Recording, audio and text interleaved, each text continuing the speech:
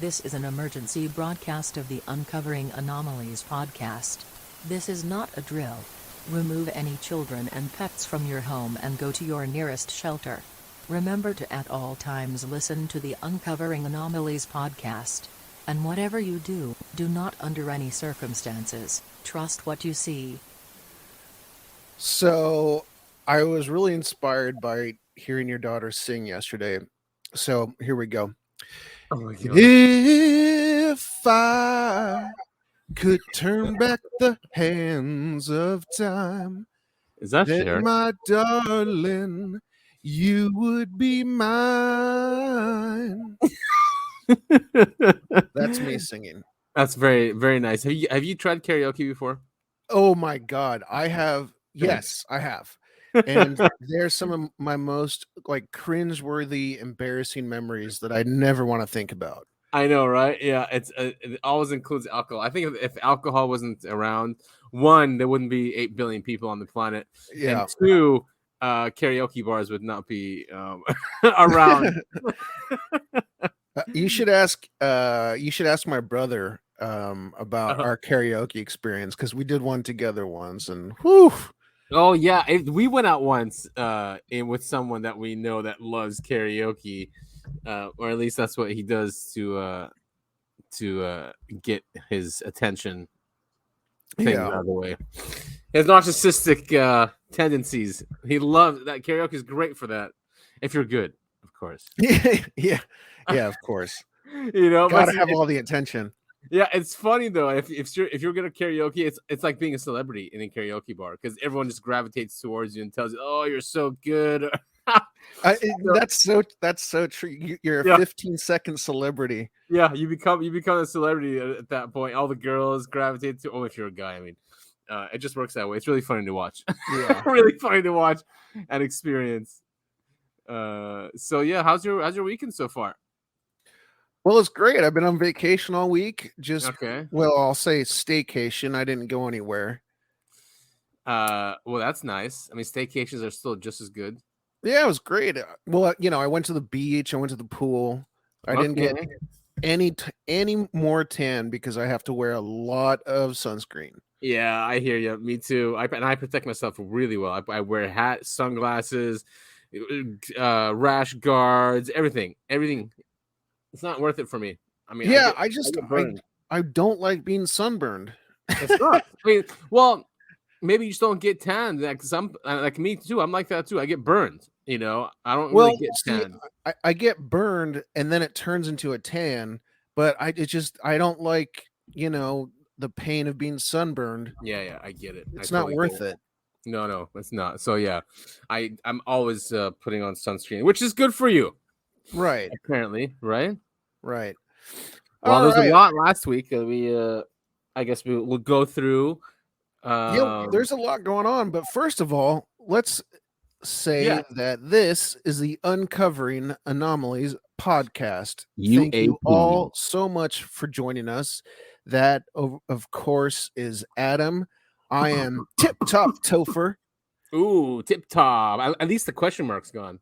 Yeah, I changed it. You're in tip top shape, my man. Oh, I wish. I wish. That is your goal then, is to be in tip top shape. Yeah. It's like one of those, it's like a dream board thing, Right, right. You put it there and you hope to get there eventually. Yeah, goal oriented. I became a more goal oriented person when I went to military school, actually.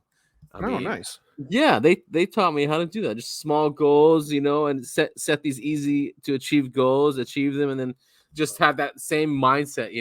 It doesn't mean you're not going to fail. It just means that it just means like just get up and keep going and don't quit. I like that.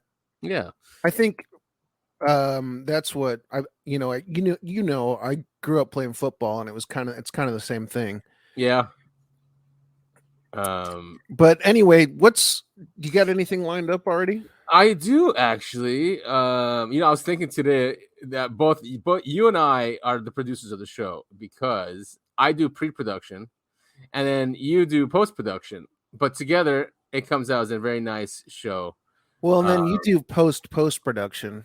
Well, no, that's different. That's marketing. That's marketing. Putting it up, sharing it, interacting with everyone. Now it's called UFO X and not UFO Twitter, by the way. I'm like, huh, what's this new thing people are sharing? It took me a while. Sometimes I can, sometimes things don't click with me for a while. I'm like, oh yeah, it's not called Twitter anymore. It's X. I thought it was like because when someone shared one of our tweets and it was like a really deep one. Well, not deep, but from all the stuff we've been hearing, all the leaks and all the shows we've done, it was just a nice snippet of what could be going on. Someone reshared and put UFO X. And when I thought, I'm like, oh, maybe because it's like it's really deep or something, so it's like X, but no, it's because the platform's called X. Do you think, real quick, before we get started, do you think switching it to X is just a quick little like marketing thing, or do you think he's actually doing it like officially, like finally? I think he's been obsessed with it for a while, right? We spoke. Yeah, we talked about that. Yeah, he just loves this X thing. I think it's always been a goal of his, and I think this is why he spent the $44 billion. It's not because social media and sharing. He has way bigger plans for this platform, and he said it. He wants you to buy on it. He wants you to spend your entire day on X. Not boy.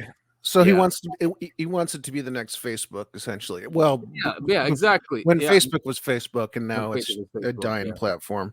Right. Well, here I got this queued up. Okay, it's Schellenberger. He's one of the important ones in the UFO disclosure effort. I mean, that list we sent last week, the timeline. He's one who put it together with all the documents in the public domain, and all these lieutenants after Roswell doing anyway. So here's him. He's not a right winger or anything. He is a liberal. I think he grew up in San Francisco. But here's Schellenberger talking about climate change. So all right, let's see it. Yeah. Climate change is destroying your future. Carbon dioxide is accumulating in the atmosphere. Global warming is killing the Great Barrier Reef. But there's more to this story. Over the last decade, total global emissions declined. Deaths from natural disasters have diminished to a few hundred a year in the United States, even as the global population quadrupled over the last century. They've declined internationally by over 90%. The Great Barrier Reef recorded the highest amount of coral in 36 years, and maybe longer, because that's the amount of time that we've been studying and measuring. How come nobody is saying that? You've all heard. I don't know why nobody's saying that. Well, someone's profiting. Oh, yeah, someone's profiting, and this is a nice website talking about this. Goes through all of the graphs that were shown in that clip. I remember you saying that because you went, and this is last week even, you visited the Barrier Reef. Yeah, exactly. Yeah. But I hadn't heard this. This is the last time I heard it was like destroyed. Right, and because that's what's in the news. It sucks, you know. I mean, when you look at global weather and climate disasters, 2000 and 2001, it basically declined. Cost of disasters declining. Was landfalling U.S. hurricanes have declined.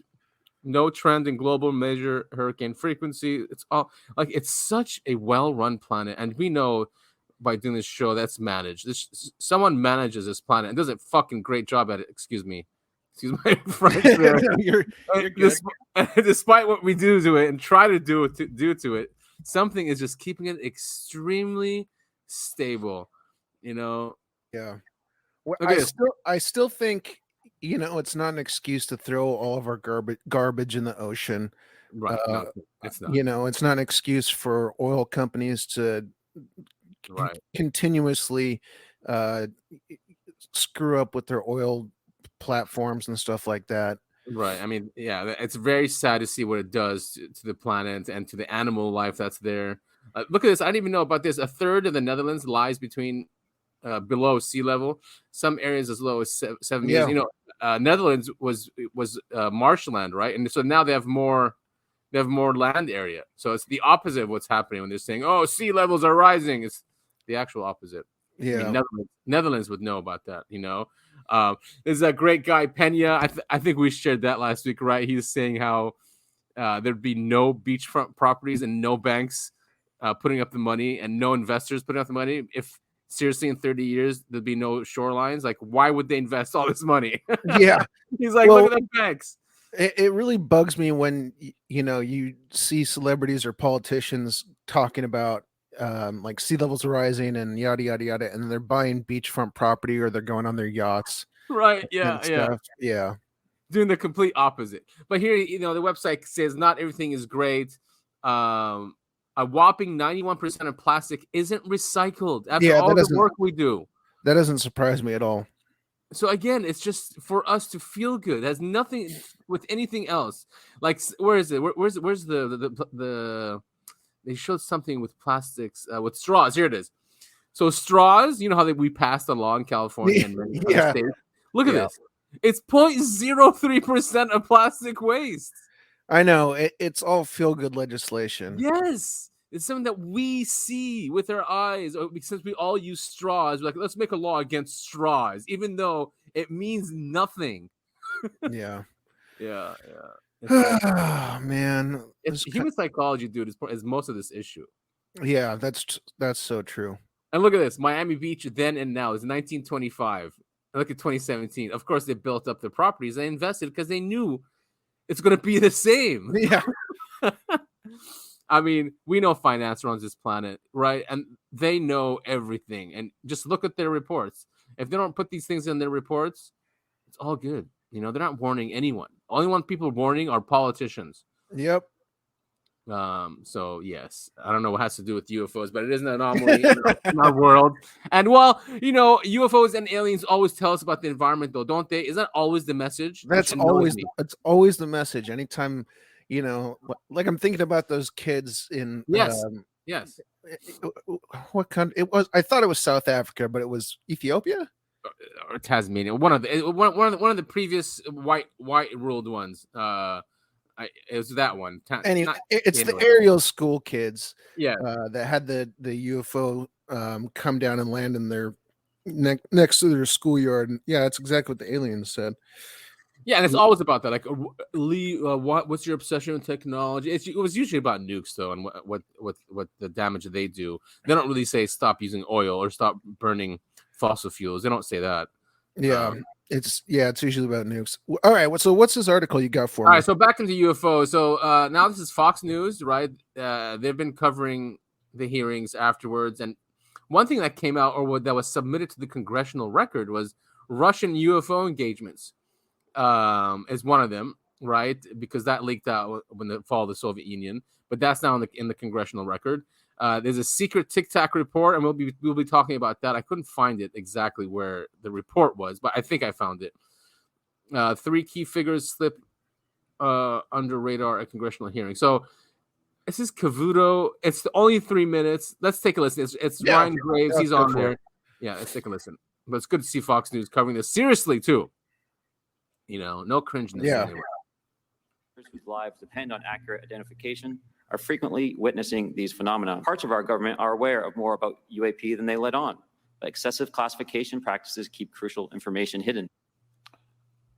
All right, Ryan Graves kind of jolted the world, certainly in Washington, where they were looking at very real evidence that aliens not only exist, but we have the proof. He joins us right now. Ryan, the reaction you got was one of shock and awe. I think of Nancy Mace and others who almost couldn't respond with some of your revelations. A lot of others said, not true. It's not nearly as detailed or outlined as Ryan, presented it. What do you say? Well, I think we can just reference the story that Representative Gates told during the hearing himself.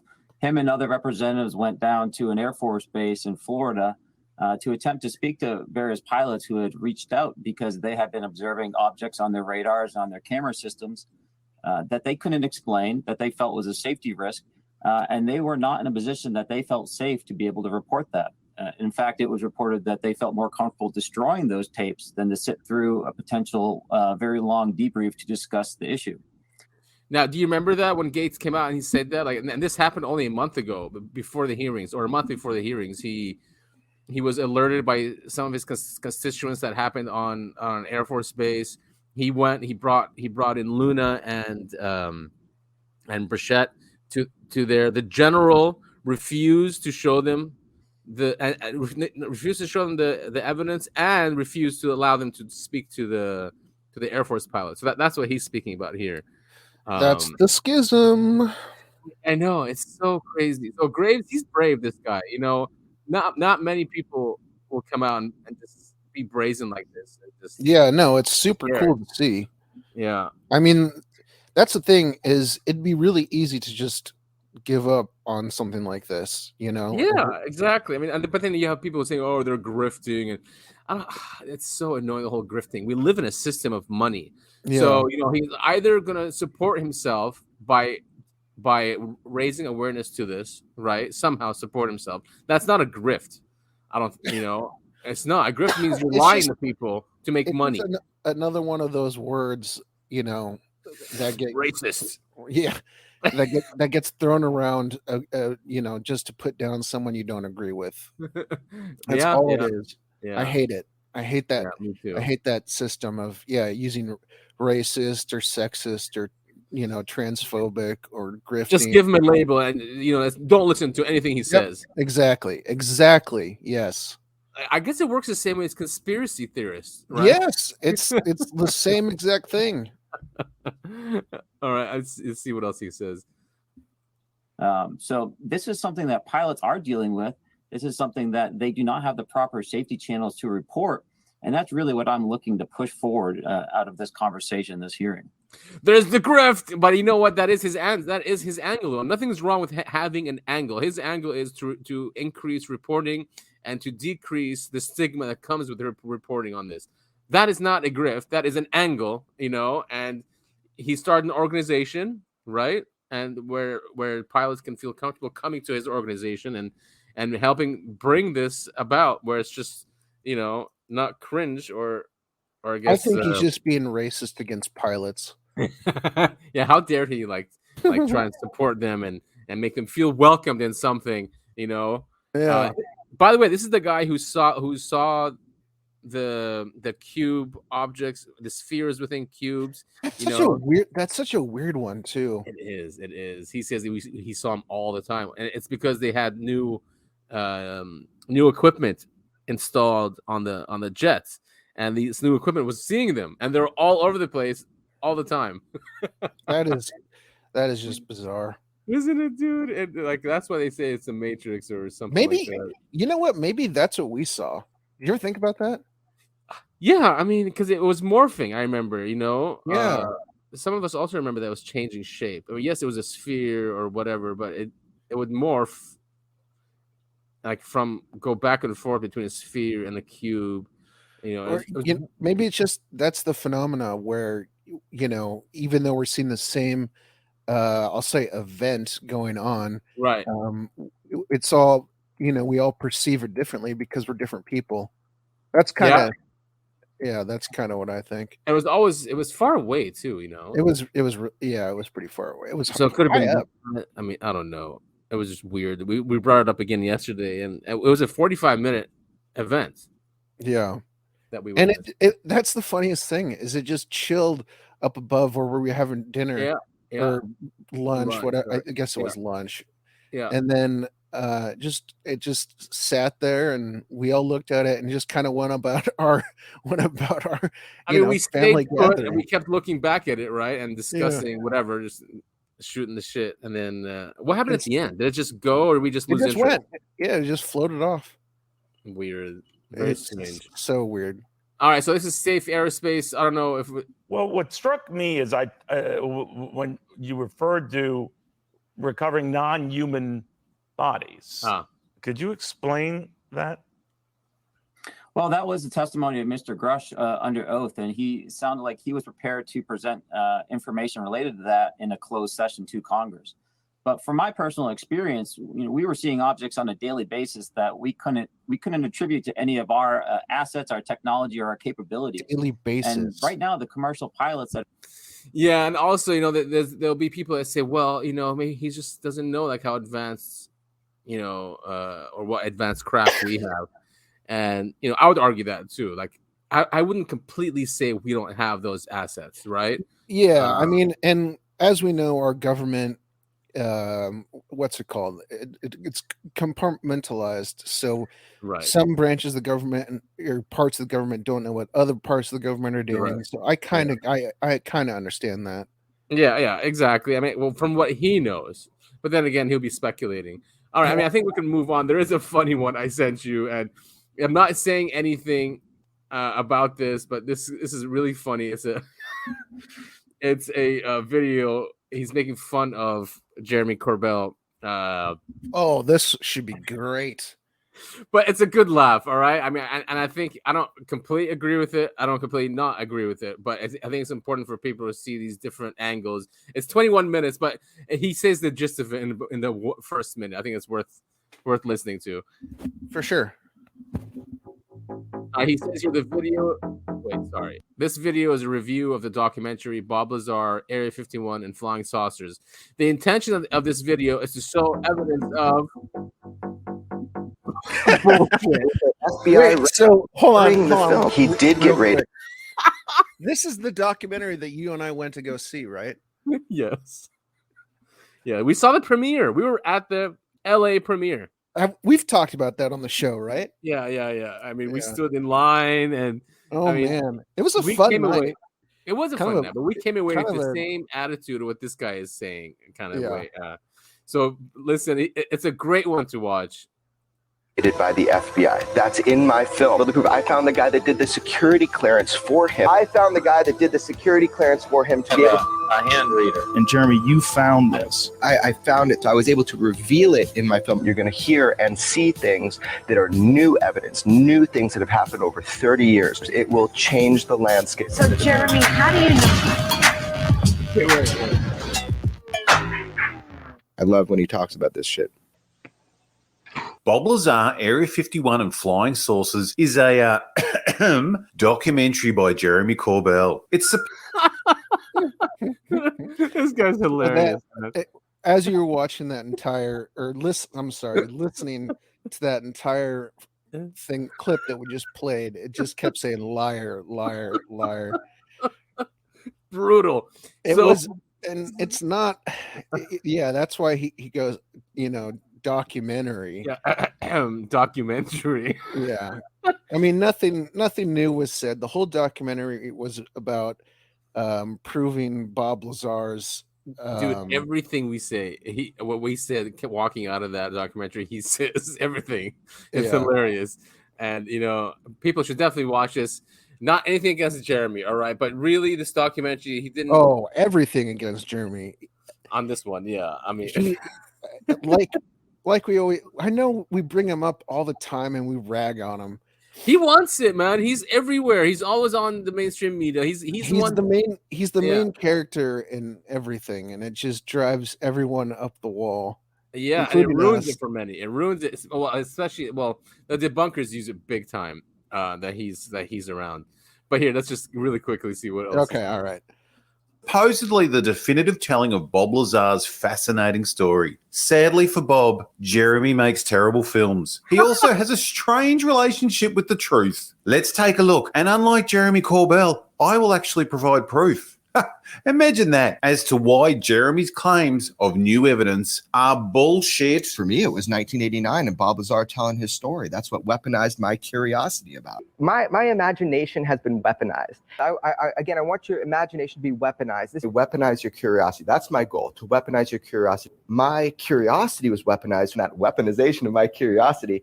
And I really hope to weaponize people's curiosity. Weaponized my curiosity. My curiosity was weaponized. I want to weaponize your curiosity. I have a weaponized curiosity. Like weaponize my curiosity. Weaponize that. First, a bit about...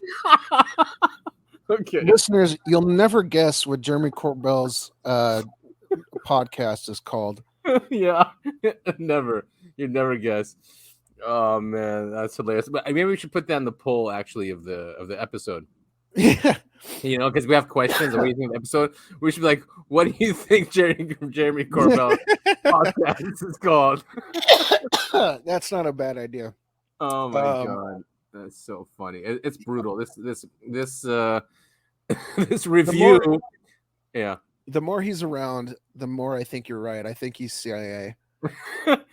That was my first thing I got when I just met with him. Not met with him, but when I just first encountered him and his demeanor and his threatening to jujitsu people.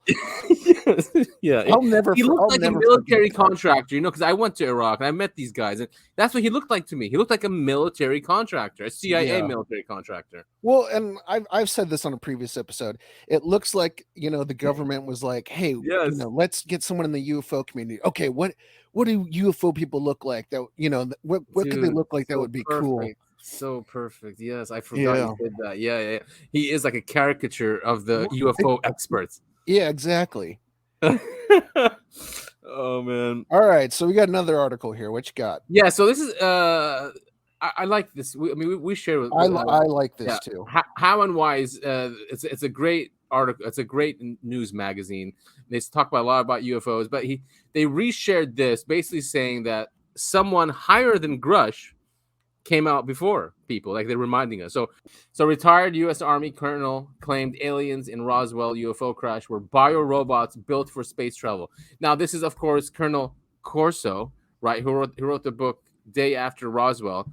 So he apparently had higher clearances than Grush, was higher in the military than Grush, and he came out and wrote books. So we've had a whistleblower, come out. This isn't anything new.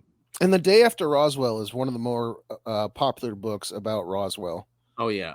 And so Corso emphasized that the advancement in the technology that the world achieved in the past decades could not be possible without the help of other worlds. Scientists such as Dr. Herman Oberth, Stanton Friedman, Robert Sarbacher, W.E. Smith, Dr. Werner von Braun, etc., are disregarded or ridiculed when they say, quote, "We cannot take the credit for our record advancements in certain scientific fields alone. We have been helped by people of other worlds." So, great article.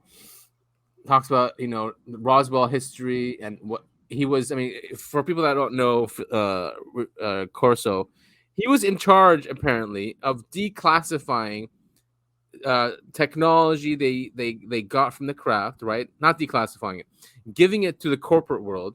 The corporate world would figure out what it was, patent it, and put it into products and make money out of it. And he was in charge of that, and he wrote a book about it. It's just fascinating things when you just think about the vastness of our. I guess it's a global empire, right? It's based on these crashes and these technologies. Because what is the might of the U.S. empire? It's technology and how advanced we are over other countries. Yeah, it's true. I mean, look at our military. I mean, we're always using fancy gadgets and stuff. I mean, hell, we can bomb a Middle Eastern village from Nevada. You just have some guy sitting at a computer flying a drone. Exactly. He doesn't care. It's like a video game to him. Yeah. I think that's, and I just on that point, I think that's the point. It's supposed to be like a video game. Yeah, because you don't want the empathy. You don't want the human to feel with the other human. And I honestly do think Call of Duty, the video game, I think it's a what's it called? It's supposed to drum up people enlisting for the military. That's honestly what I think that is. Yeah, I mean, it's I mean, because if you it's a tool. It's a tool. Yeah. It's a training tool. Yeah, exactly. Well, so he goes, according to him, which is Corso, gray aliens, also referred to as Zeta Reticulans, were not really aliens, but biomachines simply created to work on other planets. He wrote that as far as he knew, no one had encountered real aliens, and all eyewitnesses or abductees had seen only big-headed and black-eyed biomachines. This is what he's been saying. He's like I guess the first one who said this. To prove his claim, Corso described what he had seen during the autopsy. He wrote that those aliens were without any digestive system, and their bodies were linked to the spacecraft as if they were controlled through ships. Crazy, man. That's super interesting. Yeah. But I mean, also to angels. Angels in the religions, at least the Abrahamic religions, where one, they don't question God's plan, right? They don't rebel. They do what they're told. They also don't need to eat, so they don't have no digestive system. They don't need to sleep. At least these were the encounters of these beings, and they're flying in ships. So how do you tell ancient man that something is flying? You put wings on it. Yeah, that makes a lot of sense. So, and I guess then the ones who rebel against God or against the plan, like these, I'm sure some of them rebel, are demons or demonic. Yeah, get cast down. Yeah, exactly. Get cast down, and they're here with the humans, like the ones working with the U.S. government. I know, supposedly in bases and stuff like that, are the ones who rebelled against the plan are helping us or whatever. I don't know, man. Again, this is a good conversation for our quote unquote. I keep calling it the philosophy episode. Yeah. Well, yeah, I'd love to dig further into this, but let's for right now. We should. I think many of our listeners are interested in that part. We are categorized as philosophy in the podcast on the podcasting platforms because I didn't want to put we're news commentary. No, God, they would have got rid of us a long time ago. I don't even want to, be that. I know it just happened to be that now because now the mainstream's talking about this. Yeah, I know. Right, and so we're forced into it, kind of in a way. Yeah, definitely. Well, and we do touch on politics here and there. We do, and well now because it does have and here's again, this is defense scoop. Maybe it's not a big thing, but it's it gets a lot of traffic, and it's not like it's some conspiracy site. Yeah. So what's the title of the article? So we reported on this last week. This is UAP hearing sparks clash between Pentagon officials and witnesses. So if you remember, after the hearings, Kirkpatrick wrote a letter, right? Yep. Yeah, and basically the Defense Department the DoD had to respond to that. So where's that? Because we didn't talk about that. We talked about the letter that we called him the crybaby, right? All right. So here we go. The DoD says the department is aware of Dr. Kirkpatrick's post, which are his personal opinions expressed in his capacity as a private citizen, and we won't comment directly on the contents of the post. We do want to reinforce the department's unwavering commitment to openness and accountability to the American people and Congress. So that's what she said. Go. She's a spokesperson. So basically, it's okay. Kirkpatrick has his own opinions, but our official statement is we are dedicated to openness and accountability to the American people.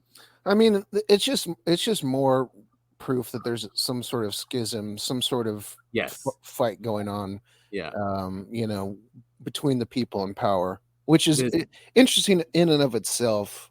It is, and that's what we're seeing here. We're seeing a fight, and we're seeing the officials gaslight us that everything's fine and that they're committed to openness and transparency. But she continues to say, to date, AARO has not discovered any verifiable information to substantiate claims that any programs regarding the possession of reverse engineering of extraterrestrial materials have existed in the past or exist currently. Wow. Bye AARO. I guess, yeah. I mean, I guess they're not really following up with anyone like Rush or the Inspector General. Right. Oh man, this is crazy. Our government lies to us. I know. It's just bizarre. And some don't like that within the government, and they're the ones coming forward and asking for protection because there's retaliation against them. So that's what we need to look at. Sorry, I keep right there. I keep coughing, and I'm trying to keep the mic away from me when I do. No, that's fine. I apologize to our listeners who have to. I think Joe Rogan has he has a cough button, doesn't he? Like the mute. Yeah, we are not that high level yet. Oh no! I don't have a cough button. I've got a USB microphone plugged into a laptop. Yeah. So, but your mic's pretty good. It actually filtered out most of that. Yeah, I like my mic. I mean, it could make me sound less nasally, but You know, we do what we can with what we've got. Hey, I wonder in post production if they have like a less nasally button. You know how you can like pretty much do anything. Well, I'm post production and I'm using a free software to edit, so I don't think it's got that capability. You know, you'll be surprised with these free softwares, especially like the open source, because a lot of these paid ones take the open source stuff and just add a few things to it, right? Yeah. Well, that's why I'm going with the free stuff. Actually, it used to be called Audacity, and this is a complete side topic. We don't have to talk about this. Oh, right. They changed their name. Oh, they did? Yeah, it's not Audacity anymore. I don't know what the hell it's called. Well, here's that report that keeps coming up. Scientific report confirms multiple Tic Tac UFOs were tracked above 80,000 feet during West Coast 2004 encounters. Now, they don't link it here. I usually love this publication, Liberation Times, but they do not link it. It's all about Jeremy Corbell. He finds a way to make himself I know. the main character in all this stuff. Yeah, because and I don't know why they don't link to it, but I think I found it. I sent. Here's a picture. There he is. You got Graves. You got Drush. You got Fravor, Nab. Alien Scientist is really funny. He was commenting. He's like, "Why is George Knapp like sitting there all smushed up in the seats, and Jeremy Corbell is sprawled out on 3 seats?" We all know why. We've all done it long enough on this podcast. Oh man! So, unfortunately, they're in this article, but I think I found, because I sent this to you, and yeah, this is a great. It's a great thread here. David Grush may have seen proof of an extraterrestrial mothership commanding a Tic Tac UAP. It sounds crazy, but it's spelled out in declassified documents. Here it is. So, as you know, and I know, and maybe most of our listeners, that Grush was part of the NRO, which is the National Reconnaissance Office. It was a hush-hush, even more secretive than the NSA, and they control all of our sensors in space. All the satellites, so they have something called sentient, and this thing can see using all these different, using AI, machine learning, using all these, using all of our sensors. They can visualize in 3D what's going on without using cameras. Does that make sense? But anyway, there's a report that came out that during the Tic Tac event, they saw a mothership under the water, which was huge. So in 2021, it appears Mr. Grush was the acting chief of the operations center for the NRO. He led a team of 30, and he was responsible for the president's daily brief. Any intel at NRO went through Mr. Grush. All right, so they're showing off his credentials. I mean, it just seems like I know it's 4chan, but that 4chan link leak that we talked about a few episodes ago, it just seemed like all the evidence just seems to line up with that leak. It's crazy. It does, yeah. And it's like it's a 4chan leak. I mean, you can't. That's basically it means nothing. But we know the government uses 4chan to leak. But I mean, it just everything that we're learning, it makes that leak sound truer and truer. So I'd ask you, Cuz, to put that leak back into the show notes, so people can go back and read it, because everything that we're learning lines up with what's in that leak. Yeah, you're right. And here it is. So one of the programs the NRO has been developing is "quote unquote" sentient. It works sort of like the precogs from Minority Report. They predicted crime. They predicted crime before it happened. Sentient predicts where surveillance targets will appear, so it can have a satellite watching in advance. We know about sentient and how it works from declassified NRO briefings. Okay. What else can sentient identify? UAPs. It has the entire machine learning model devoted to spotting them. It just has to be turned on. And here it is. Here are the documents. That is wild. Yeah. On May 6, 2021, sentient detected a UAP over an unidentified ocean. It did not match the visual signature of a normal aircraft. It was less than 30 feet long. It looked like the Tic Tac. Wow. Yeah, we know from internal NRO documents that this Tic Tac was likely not a sensor artifact or focal plane anomaly. It appeared in multiple satellite images, not merely one capture. So our government has these images, people. Here's where shocker. Yeah, I know, right? And probably HD. Here's where things get really interesting. During the original Tic Tac sighting near the Nimitz in 2004, F-18 pilots observed a 747 size disturbance just beneath the water. Yeah, that's crazy. Yeah, this Tic Tac was moving in the vicinity of that larger unidentified object. It has long been speculated that the larger object may have been controlled or controlling the Tic Tac. In this interpretation, the larger object was sort of a command and control vessel. Is there anything from sentient to corroborate the theory? Yes, this guy says. Let's give this one a retweet. And while we're here, let's retweet. Oh no! Wait a minute. Oh, here we go. NRO documented that the Tic Tac was accompanied by another object 25 kilometers to the west. The description of the object is redacted. However, the NRO concluded it was a high-interest vessel whose simultaneous presence was notable. Man, could you imagine being on these teams like Grush? I mean, that's like my dream right there. But like this guy, I know, right? Me too. We always talk like how did he, look who's there? Look who's there! Oh my God!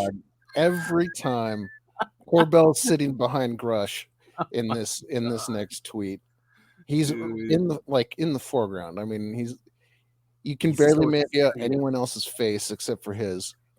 Dude, he's definitely an asset or something. I mean, yeah, maybe a good one. Oh, Who knows?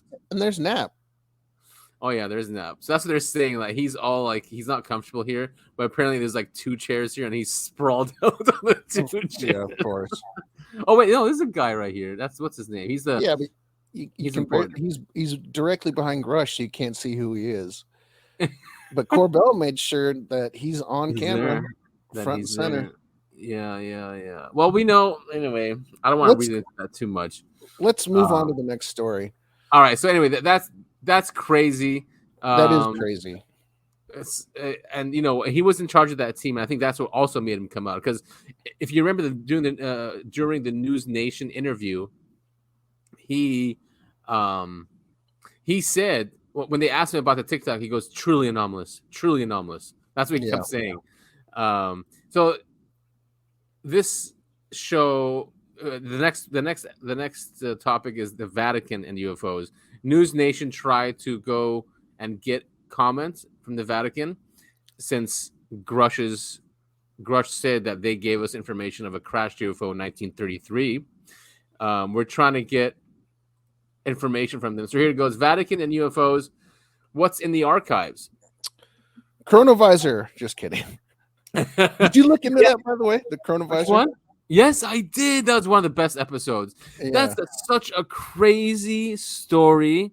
I mean, just thinking about it now, how it was in multiple timelines and that computer, and it's just so weird. It's such a weird thing. I mean, we've talked about it before, but like, yeah. I mean, definitely us in the future, right? Because that's what they were saying. But yeah. So the Vatican, now that I think about it, it's kind of weird. I mean, I don't know. It's hard to explain.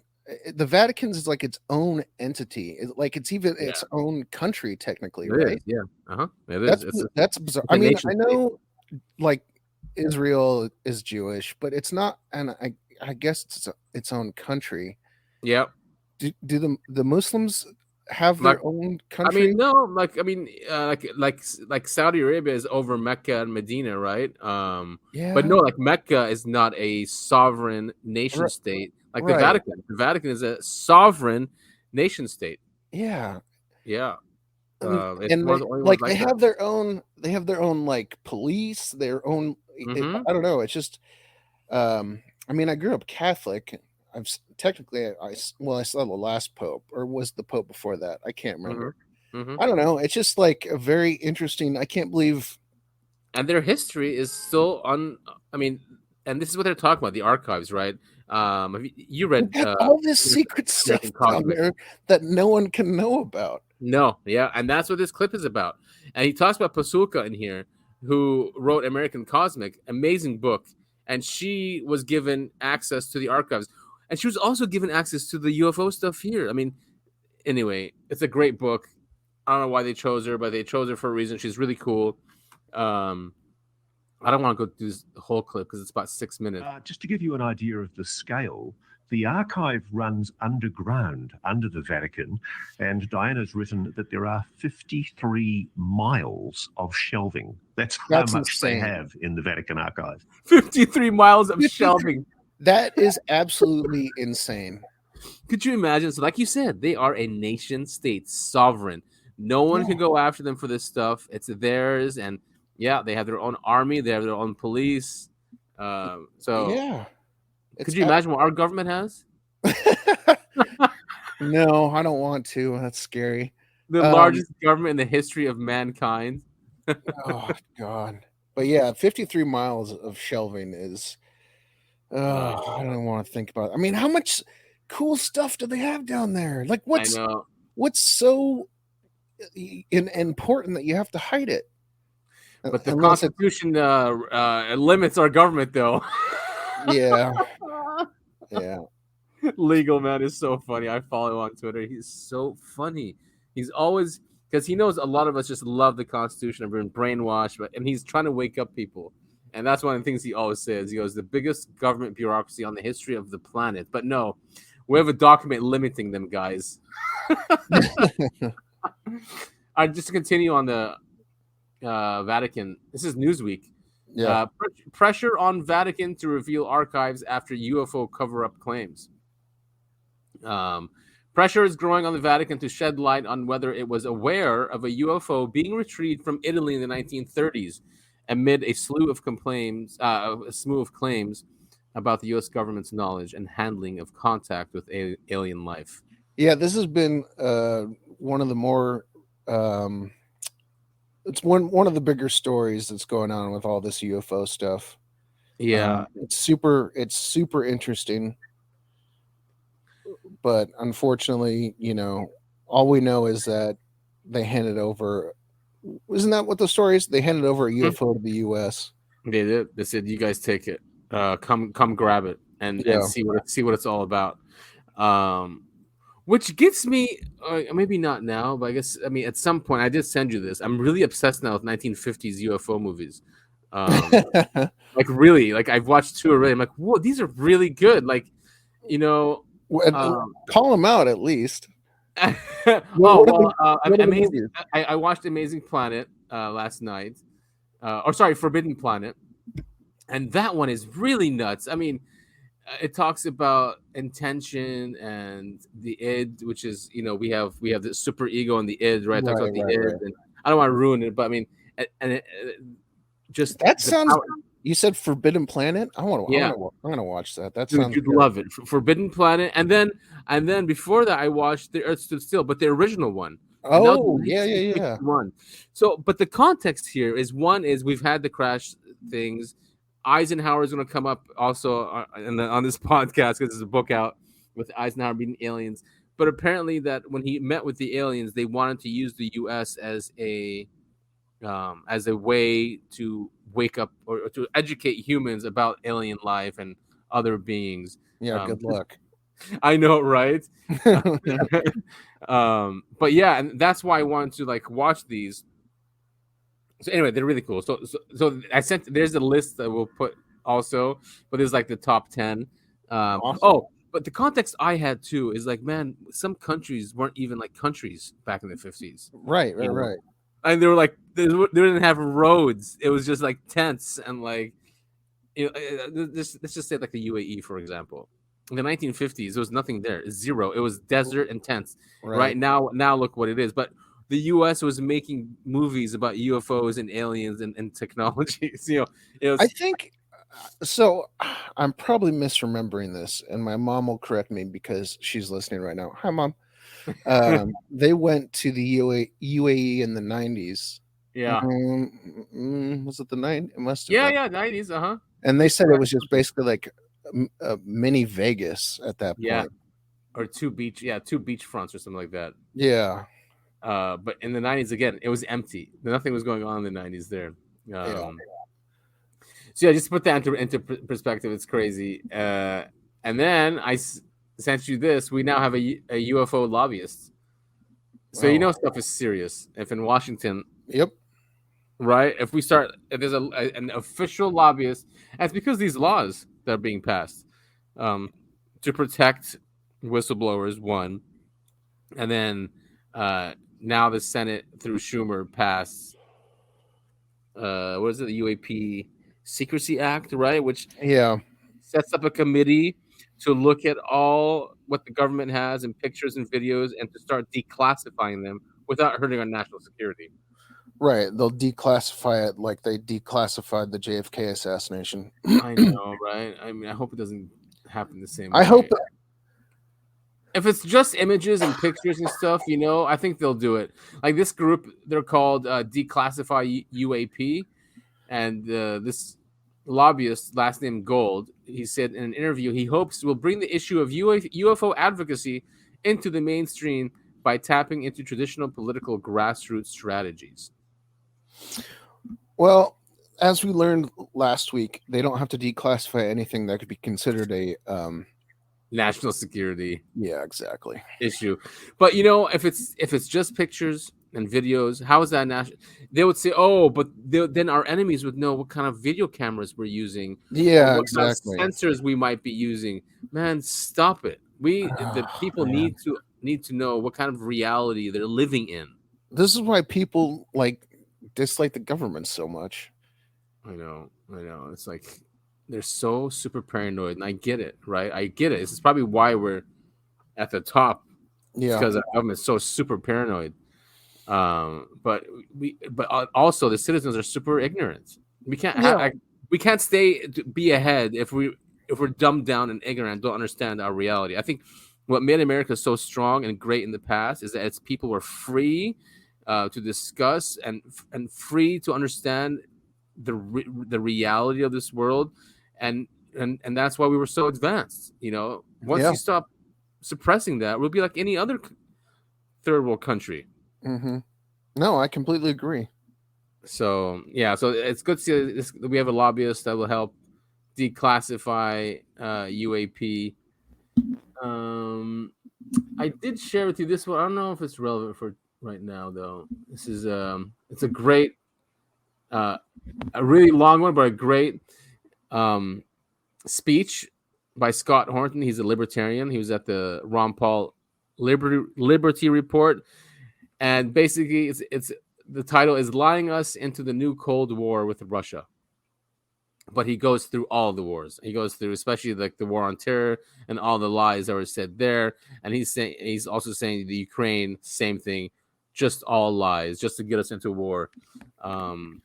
He's great. He hates neocons. He hates forever wars. Good. All right. Yeah. And he's really funny. Strong libertarian. Let's see what I think I stopped at a good place. And worst of all, of course, is Barack Obama sponsored a bloody coup d'etat in February of 2014 in Ukraine. I remember that. Yeah, our good friend. Sorry? I was just saying I remember that. Yeah, exactly. I mean, people need to get reminded of where this started, this whole Ukraine thing. Yeah. And Lisa Kennedy from Fox News, interviewing Dr. Paul on February the 20th, 2014. She says, Dr. Paul, what is all this about? You said there's a coup d'etat going on in Ukraine. And Dr. Paul said, well, there is a coup d'etat going on in Ukraine. That's why I said that. Just watch. The next night, they overthrew the government. Maybe it was 2 days late. They overthrew the government there. And that's where this all goes back to. And they put a 5'5" actor in charge. Exactly. Yes, an actor, and he acted as president, right? In his show, he was president of the Ukraine. I have no idea. Yes, is that true? He played the president of Ukraine, and they voted for him. God, the parasitic class. They love to fuck with us. Yeah, because they know it works. They know how our psychology works. Yeah. This might get us in trouble with some of our Israeli listeners. Hopefully, if they're real listeners, guys, don't worry. The truth shouldn't hurt. All right, nothing's wrong with it. So, new JFK documents reveal assassin's CIA monitor was Jewish spy Reuben Efron, Jewish immigrant from Lithuania who later lived in Jerusalem, screened the mail of U.S. president's killer before the assassination. Newly released files show. Of course, there are documentaries out there that also say that RFK and JFK were killed by Israeli Zionists, and Israeli Zionists. I mean, yeah, I mean, we are getting this podcast shut down. I hope not, because the truth shouldn't be. Absolutely, the truth should never be shut down. No, it shouldn't. But it makes sense why these documents do not come out, and that's what I'm trying to get at here. And even why, especially Trump, and Trump has said this. He's on the record saying, if you saw what's in those documents, you would not release it, right? And then he just punted it to Biden, who Biden basically said these things are never coming out, and the proof could be here. This is the documentaries right here. There's a lot of evidence about it. Proof that JFK and RFK were killed not only by traitors within the CIA, but also American and Israeli Zionists tied to the Jewish mafia and the Mossad. Yes, ouch. But, we're all about the truth of this podcast and sharing anomalies. And, again, this is just part of the puzzle here. Yeah. That we're sharing with our listeners. We're not accusing anyone of anything. We're just reporting. No. We're not. And it made sense why it's so secret and so secret, because that's one thing our government will never talk about. Yep, exactly. Unfortunately. Well, yeah. The way she goes. Where she goes, yes. And I'm sure some Israelis will be on our side with this one, our Israeli listeners. Speaking of, I just don't want us to forget about this. Stitcher is shutting down for our listeners that use Stitcher. And it's a good percentage of our traffic. So I didn't know that. Stitcher shutting down? Stitcher shutting down. It got bought out by SiriusXM. Oh no. Yeah. So please, Stitcher listeners, if you want to continue listening to us, please move on to Spotify, Apple, Google, whatever, Podcast Addict, just so you keep getting our show. Yeah, we're all over the place. It's not hard to find us. Exactly. We're everywhere. Well, actually, it might be kind of hard to find us since every new podcast that's coming out these days does UAP. I know, but I think we're number one if you put UAP. Number one. Oh, so funny! I set up a Google alert for our podcast name because it's good to know if someone talks about you, right? You can get it. So it's really funny. There's an article about Aldean or Jason Aldean. Talking about him, he did something where is he a singer? Who's Jason Aldean?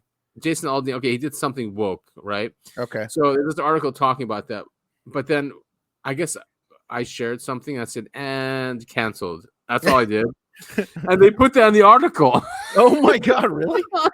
Yeah, as one of the accounts, just like bagging on him for going woke. That's funny. Yeah. Anyway, back to UFO stuff. Yeah. So James Fox is convinced that UFO evidence and more whistleblowers are coming out. This is Michael Colangelo on UFO X. He's really good. He shares some really good clips. So here's a clip of James Fox. I don't want to listen to the whole thing. It's 5 minutes, but we'll get the gist of it. Right. You think this is like we just broke through? Oh, no question. No question. None. I've never said this. I've never said this before, because I could see the look on all the senators and congressmen, and knowing David Grush is under oath and his credentials. He said, "I'll show you where they are. I know where they are." Like, how are you not going to call his bluff on that? This is coming out. How do I know this? I've also went to Washington for almost 5 weeks just a couple months ago, and I met with a lot of the people that are working behind the scenes to get this out. They know that it's real, okay? It's just now it's a matter of how do we roll this out?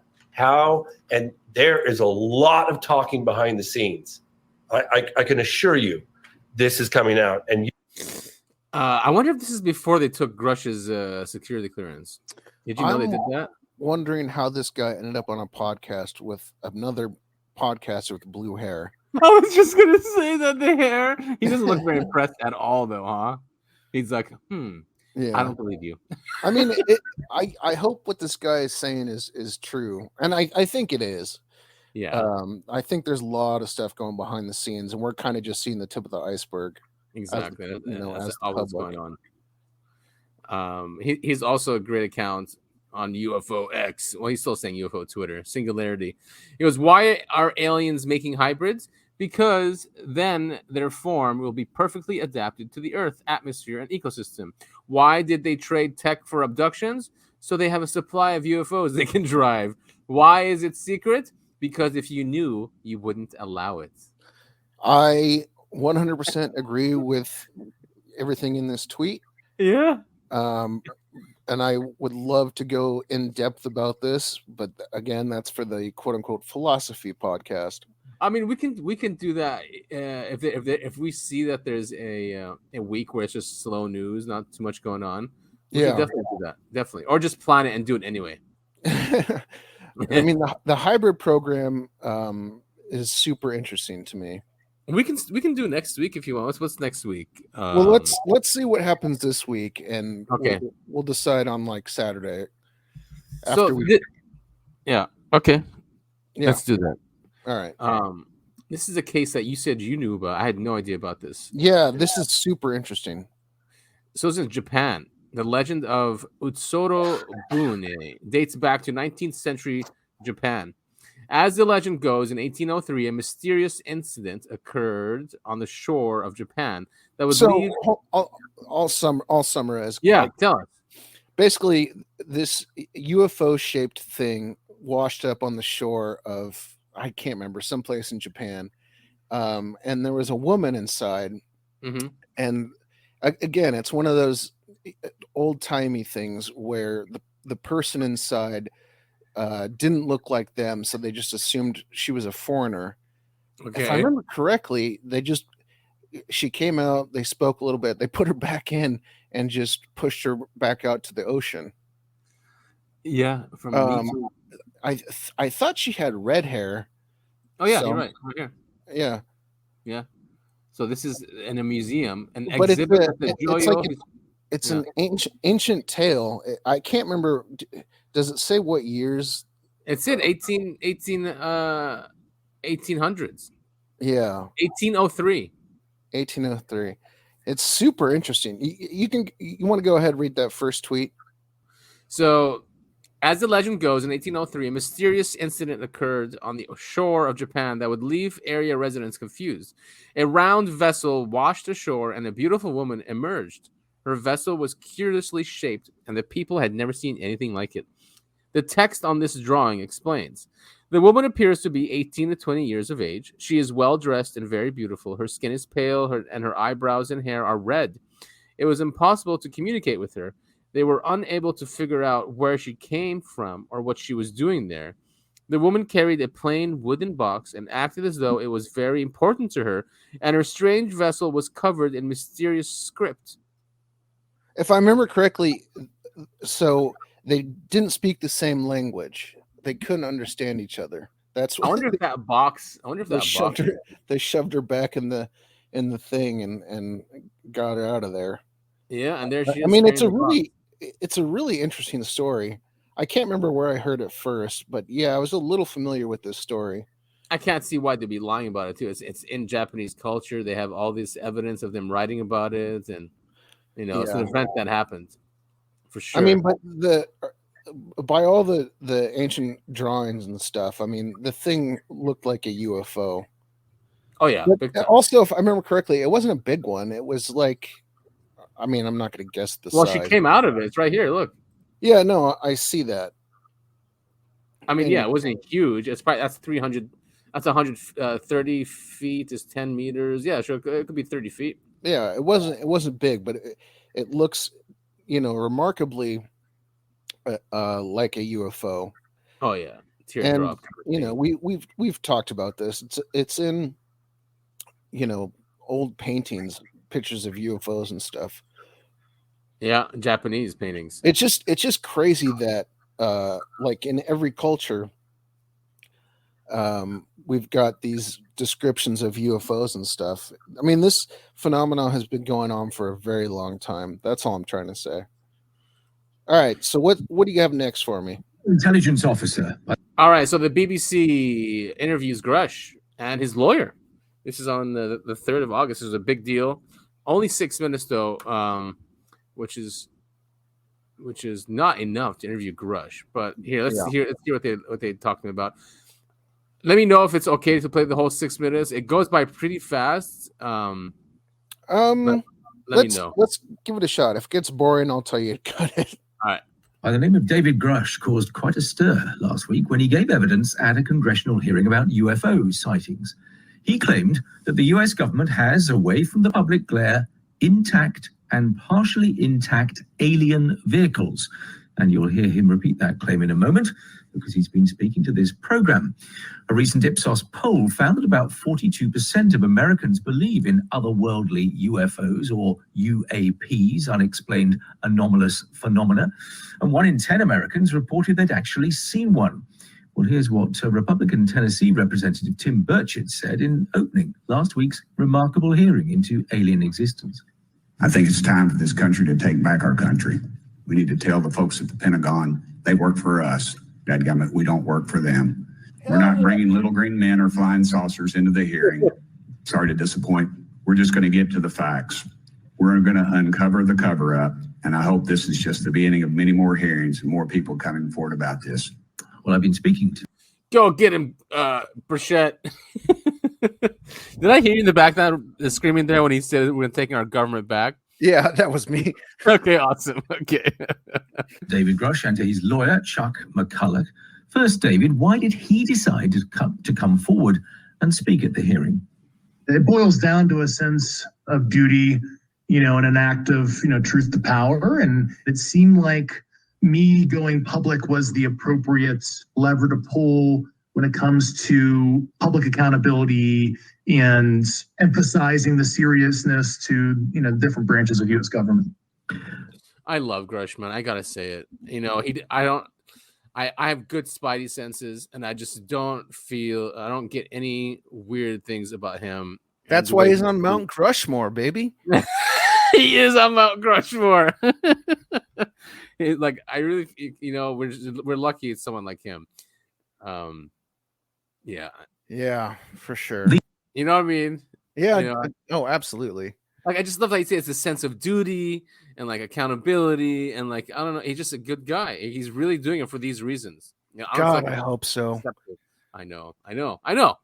But I don't get this feeling. I'm just not getting it. Really, have they gone that good where they surpassed that? Maybe we'll see. We'll see. All right, see what this guy asks him else. The most eye-catching claim that you made during your evidence and the one that made the most headlines was the claim that the US government has, quote, intact and partially intact alien vehicles in its possession. In other words, it has them, but it isn't telling people about them. Why did you go public with that specifically? I found that to be very important for, the public at large to understand, their place in the cosmos, their place in the universe. And that's something, I believe the U.S. government should be, held accountable for potentially overclassifying or misclassifying basic science. But how do you know they have these items? Because you've not seen them yourself, have you? There's certain things that I have firsthand access to that I can't publicly discuss at this time. However, myself and other colleagues interviewed, 40 individuals, both our current and former highly distinguished intelligence and military personnel that were specifically on these programs. And those that were willing, I directed to the Intelligence Community Inspector General. So the Inspector General was able to interview these people that do have direct firsthand information.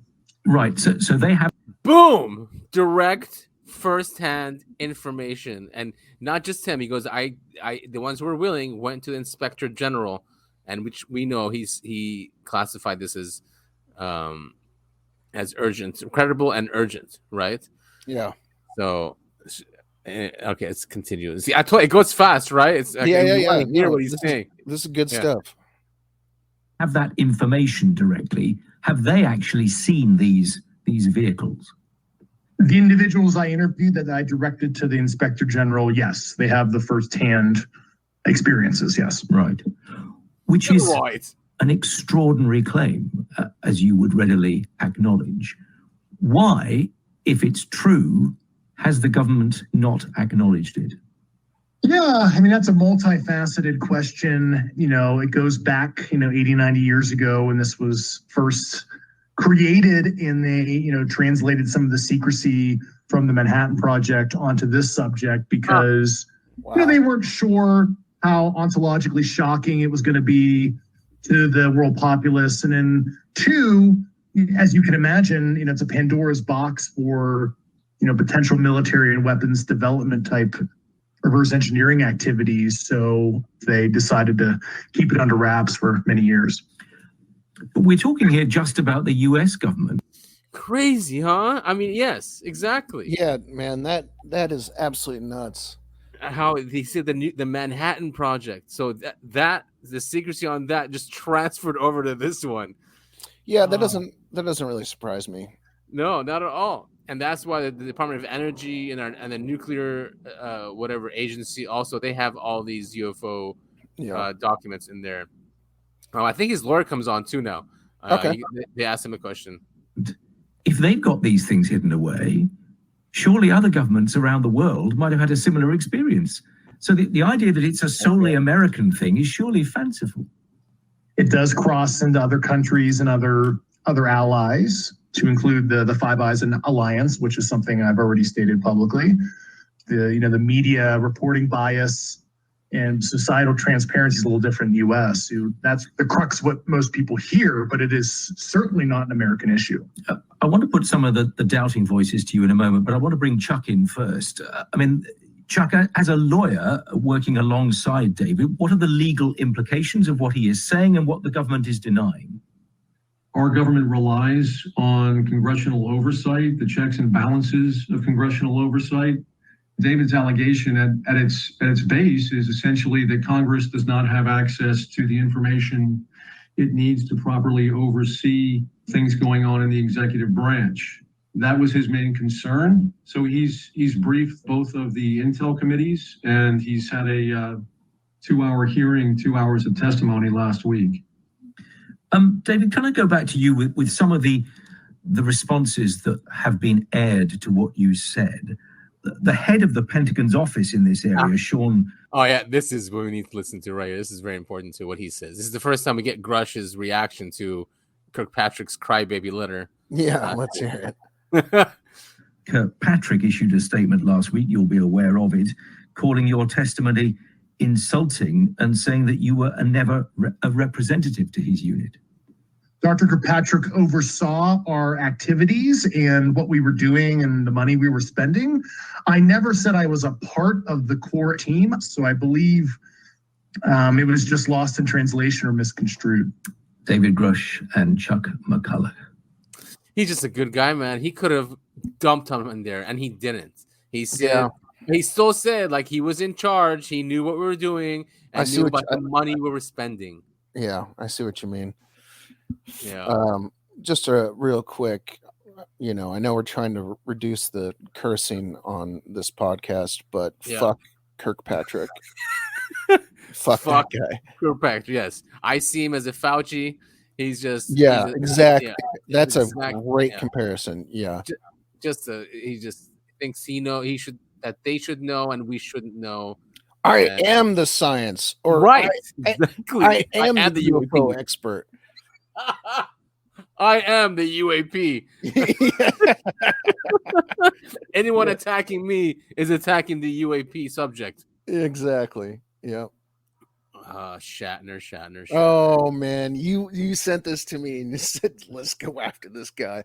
So I mean, William Shatner calls UFO hearings ridiculous. This is someone who's made a career off this subject in a way, you know. Yeah, absolutely. I mean, he has.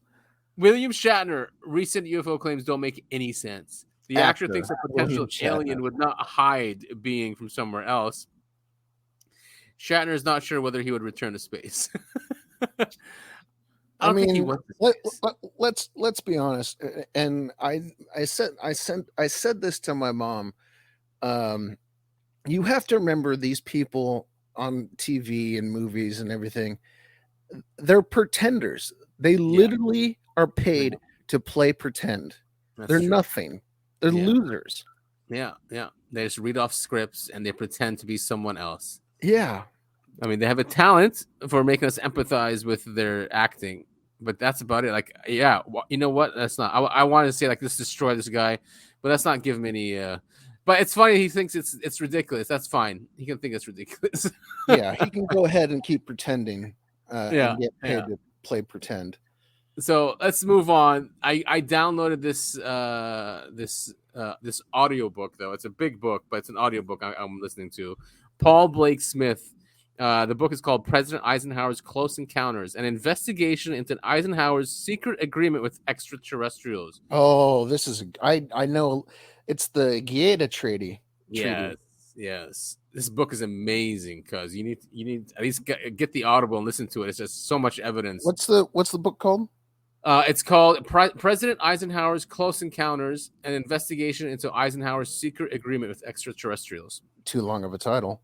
Yeah, it is very long of a title. But here's a great quote from there. He goes, they wanted to begin the aliens, wanted to begin an educational program for the people of Earth. Informant retiree Jerry told politician Lord Clancarty in the early 1980s. A global outreach using the USA apparently as a platform or first step. Eisenhower told them he didn't think our world was ready for that.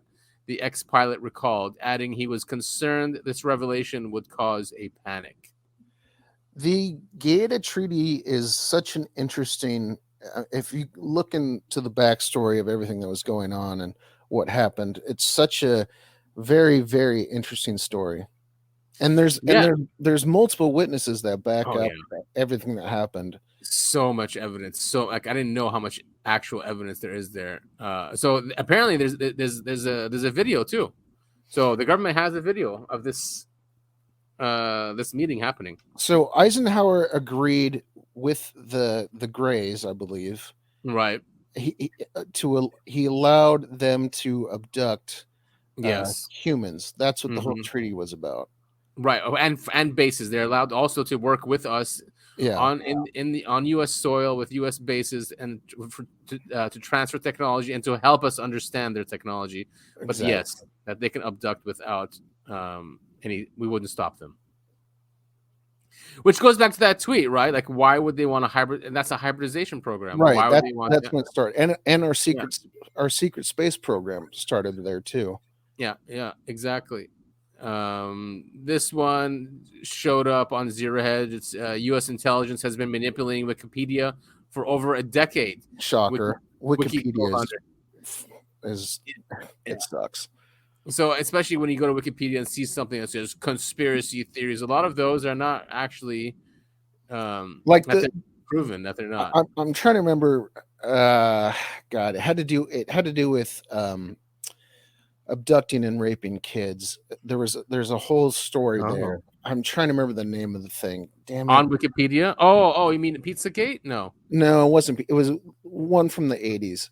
Anyway. Oh yeah, the CIA one where they actually found it. There was an underground thing with DC, right? That one. And the Wikipedia article just says, "Oh, this is basically, if you sum up the whole Wikipedia article, which is like, God, it's embarrassing. It's like 3 paragraphs. It just sums it up as a conspiracy theory."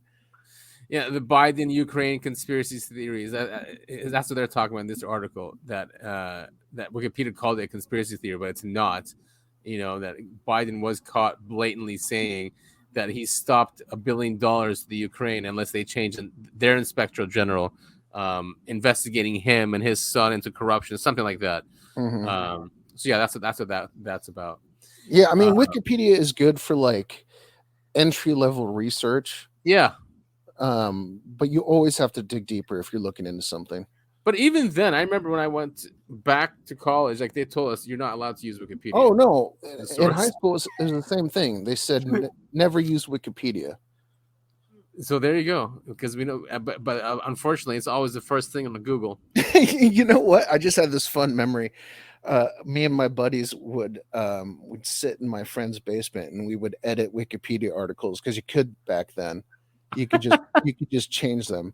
We made up a whole story about pillows came from the Pillow Kingdom, and it doesn't matter. That's hilarious. I mean, now it's very difficult to do that. You have to get an account and you have to be vetted.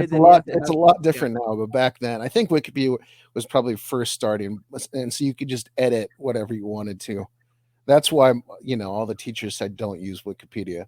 Makes sense. All right, so what you got for me? So this is an exclusive. Former Interior Secretary Zink, I guess it's Zinke. Zinke. He's Montana, right? He's a Republican representative from Montana. He was the one that rode his horse into Congress the day he got elected, right? That's amazing, man. I love Montana. So let's take a listen. It's just 2 minutes, but he asks him about. Yeah, let's listen. Have you gotten satisfactory answers from the Pentagon and all that on the Chinese spy balloon that kind of kicked off this year? No. What I do know is they misled. Yeah. On 3 points. When they said they took immediate action, they did not. When they said that it would be less risk to down in the ocean than it would across Montana. I mean, that's an outrageous overreach. The probability of hitting something off the coast of Myrtle Beach is much greater with all the boat traffic, right, that it is to down it in Montana, where the population of Petroleum County is less than members of Congress. All right, and the recovery ability on land far is greater, right? And last they said, well, it didn't surveil. How do we know? Right. So I think it was misleading. Yeah. There was gaps in it, but they did gain a lot of intelligence about how we react to, in this case, from the routine to a crisis to public, right? Yeah. How did we? What are the decision matrix on? I'm not satisfied because I think they were misleading. And then after it, they shot down 3 other objects, but we don't quite know what they are. And more than likely they were weather balloons. Yeah. But I can guarantee the one that was in the news was not a weather balloon. Yeah. And it had sophisticated surveillance, and the recovery was not complete of what was there, and so we were misled. And look, if we can't handle a balloon, how are we going to handle bears over the pole, or as an example, right? Have you heard of this new UFO, UAP whistleblower, David Grush? I've always been intrigued about UFOs. Right? From Montana, I'm in Montana, I love how he says that, because it has to do with UFOs. Love it. Yeah. I have, friends that swear up and down, good, legitimate people that they've seen a UFO, something they can't explain. I don't know. Yeah. I think we should know, and so I'm glad the administration is disclosing more, because I think it's of interest. Yeah, I'm watching. All right, that was cool, man. Really cool seeing that. Super cool.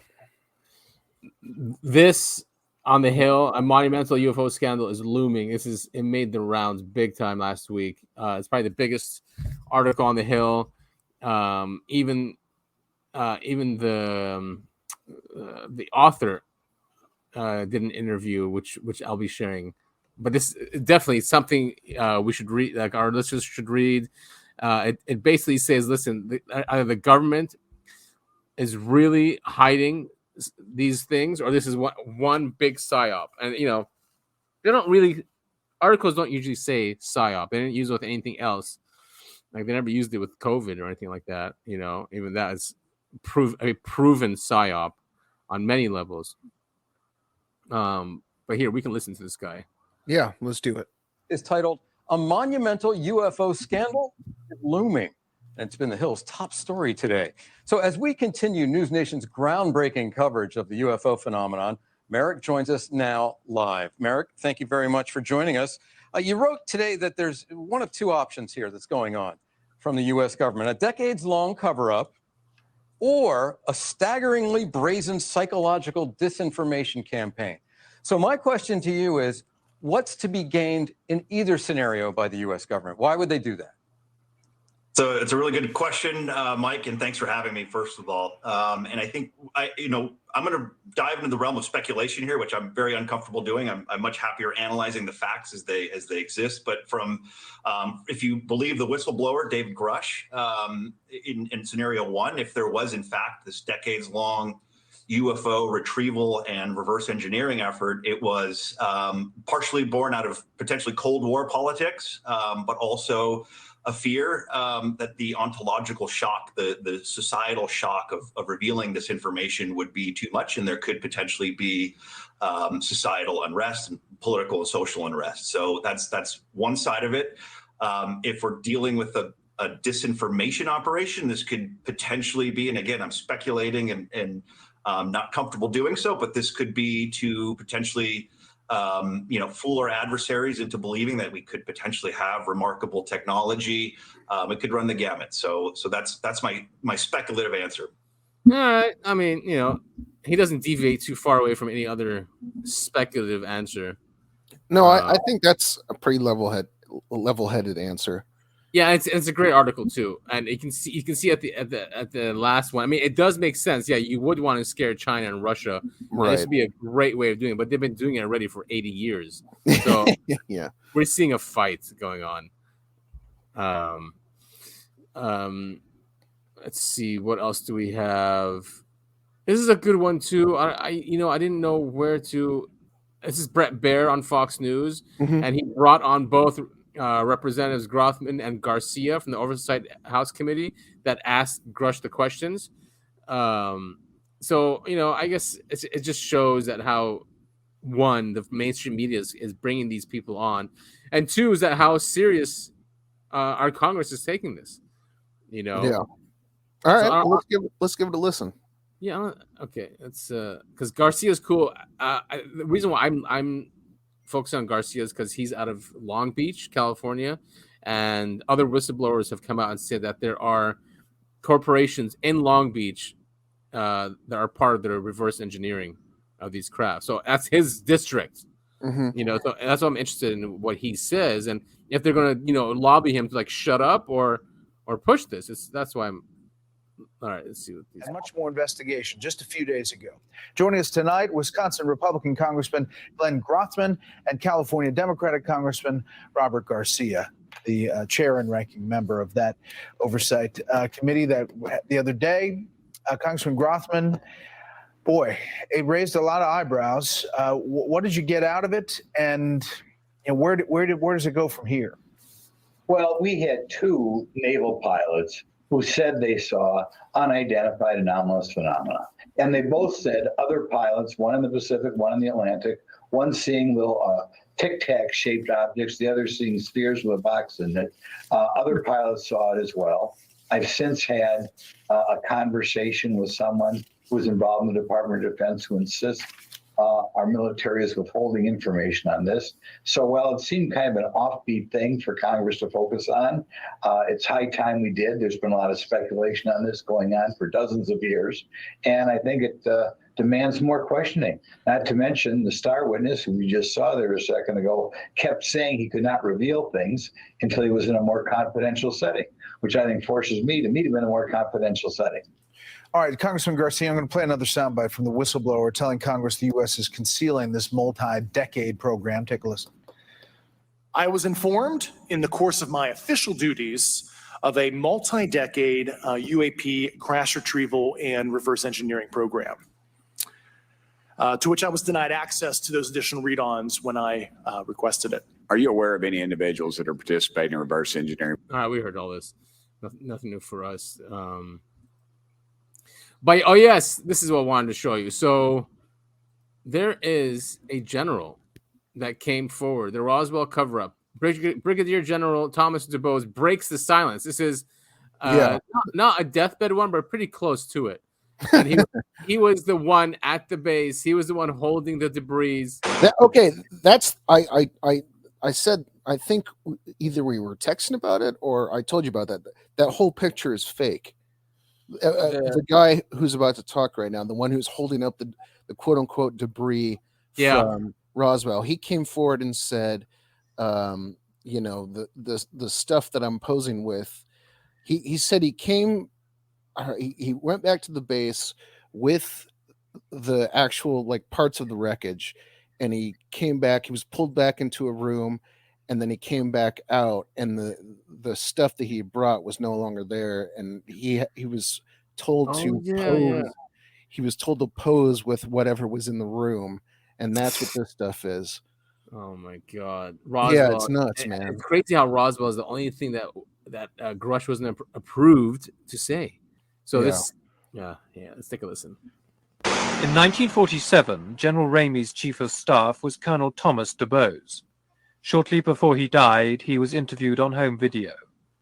As a retired brigadier general, he is the highest-ranking officer ever to comment on the Roswell incident. It was a cover story. The balloon part of it is the story that's to be given to the press, and that is it, and anything else, forget it. And McMullen, if you ever knew him, if you told him that he wanted to run something, he goddamn sure ran it. He knew every facet of the operation. He's a busybody. He wanted to know what the hell was going on, who was pissing on the sidewalk, and all that sort of thing.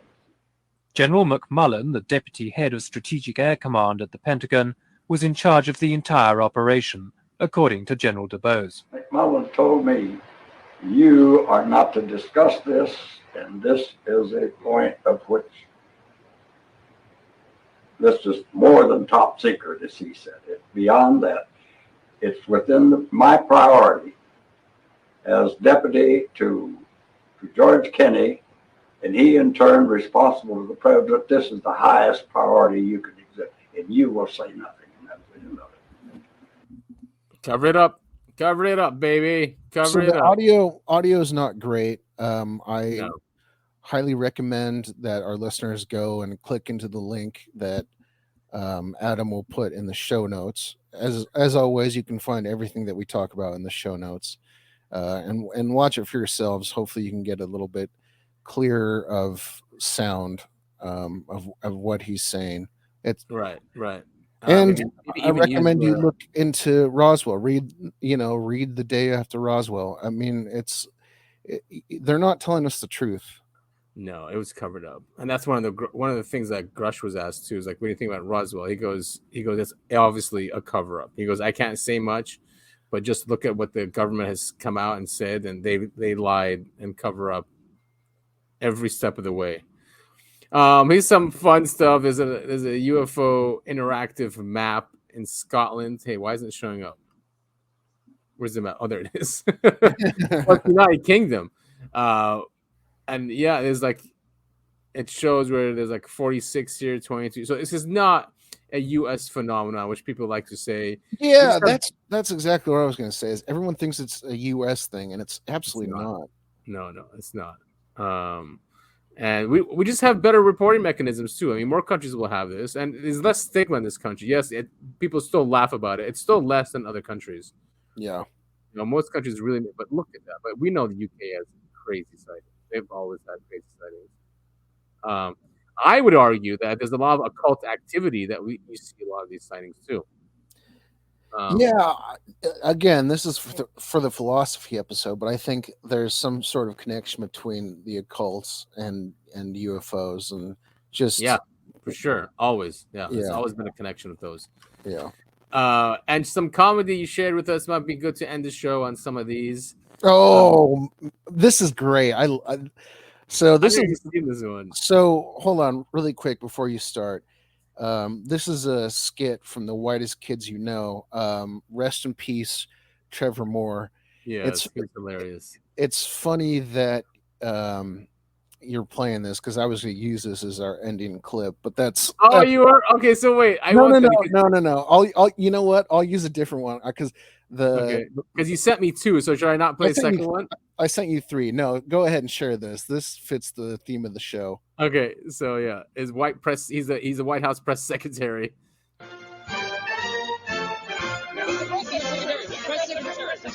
Okay, thank you for waiting. The president has asked me to come out and make a brief statement about the wire that just went out a couple minutes ago. To make things short, I will just confirm that yes, we do have a moon base, and yes, we are currently experiencing some bear problems. Now, I will open it up if there are any questions. Mr. Press Secretary, Mr. Press Secretary, Mr. Press Secretary, New York Times. Yes. I have a 11-part question. I'm sorry, I only have time for 2. All right, let me get this straight. So the United States government is admitting that we do have a moon base and that there is a bear problem on said moon base. Yes, that is correct. All right, follow-up question. Are you fucking with us? That's a really good question. No, we are not, and I would like to remind everyone to keep the language civilized. This is the White House. Excuse me, Mr. Secretary, Bob Daniels, Newsweek. Mr. Daniels. How long have we had the moon base? And are these bears Earth bears or are they from the moon? I'm sorry, I'm not at liberty to disclose how long we have had this moon base at this time. We do believe these to be Earth bears. We have no reason to believe these to be lunar bears or even Saturn bears. Todd Albright, PBS. Saturn bears. There's Saturn bears? I am also not at liberty to go into the various types of woodland life forms on Saturn or any of the other 12 planets. 9 planets. Right. I've said too much already. What I can show you is the images that have been beamed down to us from the Odyssey satellite system just a couple hours ago. This is the view out of the front door of the United States secret moon base. This was taken yesterday before we discovered the bear problem. And this one was taken just a couple hours ago. So, as you can see, bears everywhere. Mr. President, yeah. So what he's talking about, I gotta explain. Well, I don't know. Should we just link this? The first And we are picture going is to, just like basically just a regular picture of the moon and Earth's in the background. The second one is a picture of bears like holding guns and riding motorcycles and stuff. It's so funny. So when did this one come out? Oh, this is old, man. This is like 15 years ago. Yeah, this is old. All Wow, right, man. go ahead. That picture of the bears holding guns is so funny. Dude, that's so Wait, no, go back. You gotta finish it. Oh yeah. Okay, wait a minute. Did I stop it back at the right place? Share screen. I can't see your screen. No, I know, but because I went back to the picture. Oh yeah. So wait. Okay. Yeah, there you go. Mr. President, Mr. President, Mr. Jackson. yeah, those bears appear to have guns and motorcycles.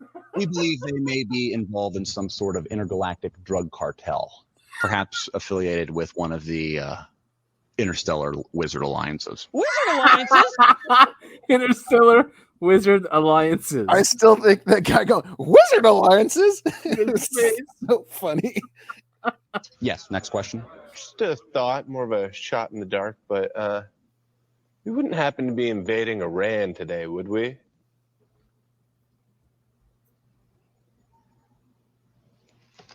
You got me. I fell for it. You almost got away with that one. No, I went too far. I almost had it. I should have stopped after the slides. I knew I should have stopped didn't there. think anything about it until the cartel thing, and I was like, Okay, all right. Let's forget this whole thing. Who wants a drink? First round's on me. Come on. Oh my god, it's hilarious, dude. The guy was such a genius. He really was. Oh man. There's this rap video he does called High in Church. and that makes me laugh so much. Yeah, the Bring Out the Guillotines is him too, right? He has that song "Bring Out the Guillotines." Yeah, I think so. Oh my god, it's so funny. I heard that he died. He was only, I think he was like 42, 43. Very young. Yeah, he's my age. Yeah, if not, younger. Yeah, he apparently fell off. He had a 2-story house and fell off his balcony or something. He was drunk, I guess. Oh yeah, probably sad. But that was a funny clip. He has really funny clips, so we'll link all those. Yeah. Wow, because we're at an hour and 40 minutes. Oh, I'm aware. I'm the editor after all. All right, but not too much to cut out. I don't think. Maybe just a no. There's a couple things I've written the notes down of where I need to cut. It shouldn't be. We had too some hard. good feedback today. This week from listeners. Like one was, I put you guys on so I can fall asleep, but then, the episode was too much going on where they couldn't sleep. Great to hear. Good feedback there. Yeah, it's good to hear we're not putting people to sleep with our podcast. I know, right? Yeah. Listen to another podcast if you want to go to sleep. Yeah. Well, a lot going on with this subject. I'm glad that we have an outlet for us to discuss this, and yeah, definitely. Otherwise, we'd drive our families nuts. I know. Right now, we hardly even talk about it because we get it out here. Yeah, exactly. But cool. Please give us more feedback. Share this podcast with people that you know. I think we share good information and good research, and we always put the link so you can verify for yourself. We're on. Definitely. Adam, will you tell us about our sponsor today? Well, also our sponsor is the Legal Hemp Marketplace. Get your legal hemp cannabinoids at a great price. Probably the best price on the internet. Huge choice. You have a huge choice, and as long as it's not explicitly illegal in your state, you'll get it right to your doorstep. So, do you want to say the name of the company? Kineba. So Kineba, but spelled Qinneba, and it means hemp in ancient Aramaic. A dead language, but still, it's a cool name. I think it's a really cool name. Yeah, great customer service. Please support them. It supports the show. Also, you can follow us on Twitter at UAP. Well, it's not called Twitter anymore, is it? Sorry, X.com. We're at UAP the podcast. There, you can find us on all platforms. Again, Stitcher listeners, you got to get off the platform, go somewhere else. Sorry to tell you, August 31st, it's gone. Oh man. So, yeah, find somewhere else. Podcast Addict is pretty, independent that way. If you like Stitcher and its independence, Podcast Addict is independent. You can still find us there. Also, we've been added on there. But yeah, there's Apple, there's Spotify, which have been great to us. They've been a great platform for us. And it's free to listen to the show on Spotify. You don't have to pay anything. No. And we don't have any ads until it's usually at the end here. It's just a little mention. But that's it. We don't interrupt the show. It's an ad-free show supported by our listeners. Soon to be supported by our listeners. But that's all I have in my end. All right. Well, that of course is Adam.